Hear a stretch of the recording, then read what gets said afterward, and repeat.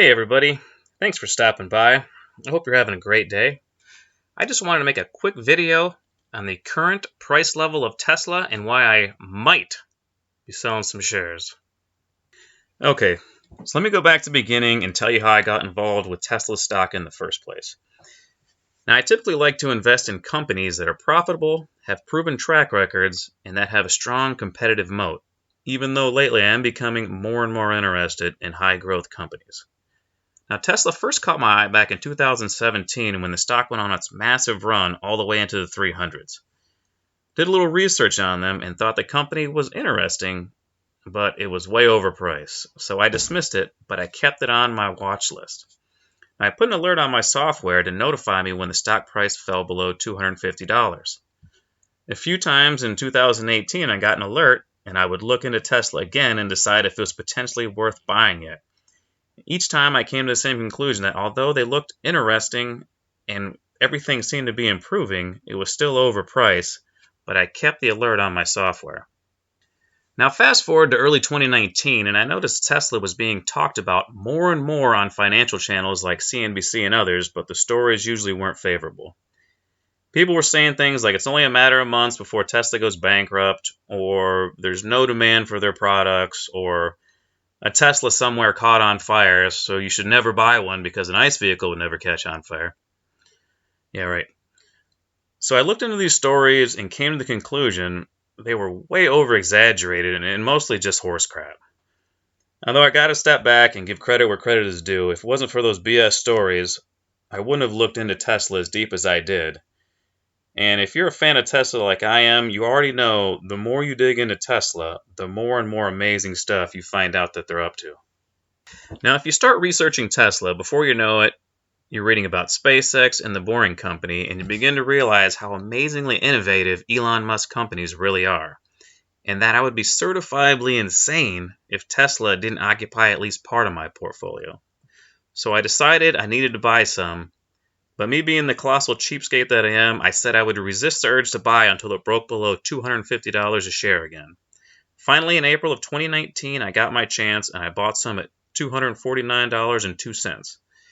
Now, it hung around that price level for a few days and then it broke lower.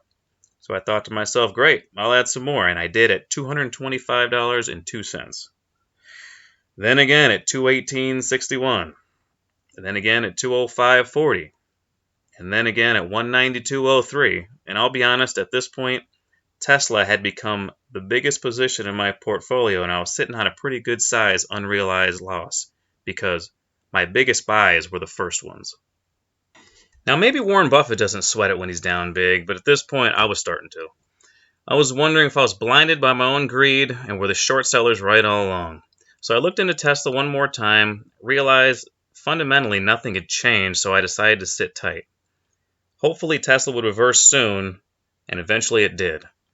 Tesla then ran up to about $270 a share in the coming weeks, but gapped down on bad news and came all the way back down to the low 200s, and that's when I decided to buy for the last couple times. I bought at $215.06 and then again at $212.26, bringing my final average cost to $218.96. Now, late in October, Tesla came out with earnings and crushed the estimates, and stock was off to the races. Off to the races quickly turned into a SpaceX rocket launch. And if any of you were holding Tesla back then, you remember what a fun ride that was. Now, I had no intention of selling for years, but I've been investing for over 20 years, and I know a parabolic move when I see one. So that brings us to early February, and Tesla had officially turned into a mania. Tesla, which had been the punching bag of the financial news networks, was now the it stock. Tesla was reminding me of Qualcomm's run in the late 1990s. The final piece of evidence I needed was when I read an article that 12,000 Robinhood accounts had purchased Tesla for the first time when it traded over $700 a share. So on February 4th, I decided to sell two-thirds of my position at $910.34, and I put in a limit order to sell the rest at $990, but unfortunately that one never executed. Soon after, the market rolled over and so did Tesla. I had no idea things would get this bad, or I would have gladly sold it all at $900.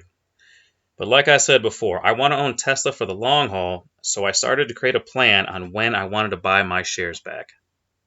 The first area I thought Tesla might find support was the 50-day simple moving average, or the blue line on the chart. So when it came down to it on February 28th, I bought some back at $616.02. I bought back again on March 16th at $456.78, then again the next day on the 17th for $429.62, and one last time the following day on the 18th at $369.42 when it touched the 200-day simple moving average. So as of right now, I have all my shares back, plus some extra.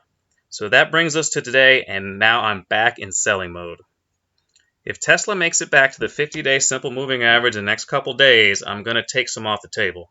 I just have a feeling the market's ready to roll over again and possibly retest the lows, and it should take Tesla with it. So I should get another chance to repurchase at lower levels. Now, I have no idea what the future holds. Tesla could break through the 50-day moving average and keep going, or not even make it there.